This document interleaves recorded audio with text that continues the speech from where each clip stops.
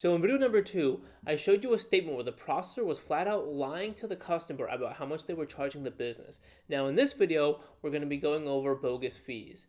But for the people that love giving away their money to corporations, I linked the Walmart champ video in the description below. It's very inspiring.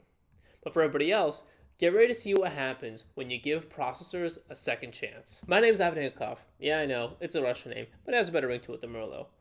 Apart from that, I have several weird passions, one of which is analyzing credit card statements, which came to me while I was door knocking as a merchant services agent.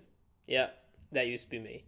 I found that I love going over real statements and showing people all the schemes and tricks processors use to make an extra dime off their back. So the best way I found that I can show you these tricks processors use is to actually go over real statements. What most people don't realize is that credit card processing is the only unregulated market in the American banking sector, well supported by lobby groups.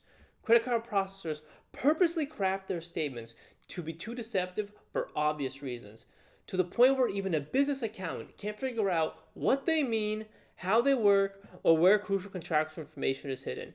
So let me not waste your time, and let's get to this statement. Today I have another statement from the same business I showed in video number 2. As you can see here, it's still Pivotal Payments. After finding out what they were doing to him, the business owner called the processor to complain, and in response, Pivotal promised that they would make amends. Let's see what they mean by that. First, let's do the same thing as we did last time and find out what the effective rate is by dividing the amount deducted by the total sales. And we get 3.7%. Now, that is 20 points than what it was on last statements, but if we remember last video, Pivotal was overcharging them by more than 220 points the advertised rate. So, something's going on here. We can see here that they actually raised the discount rate by 7 points. So they actually increased the advertised rate. But the math here at least adds up. So where is Pivotal getting them this time? Well, let's take a look at the fees section. And now we start seeing some weird shit. We got PCI, web alerts, benefits club, security fee for $139. All these fees are made up by the processor and don't affect the business's ability to process payments at all.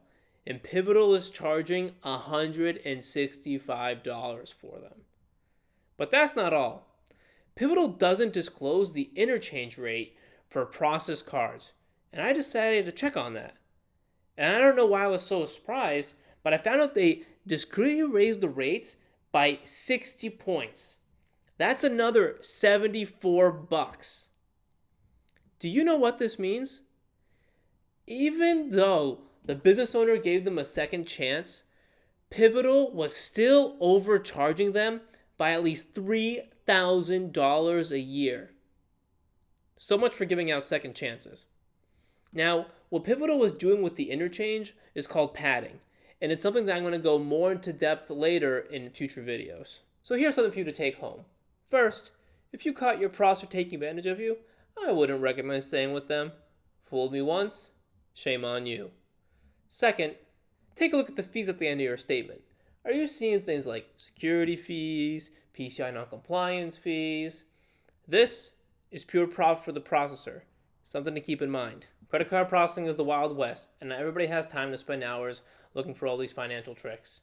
If you want my help with your statement, you can click on the link below for an in-depth analysis, or just send me an email at info@ivanigakov.com, and I'll take a look at it when I have the time. But anyways, good luck, stay safe, be good.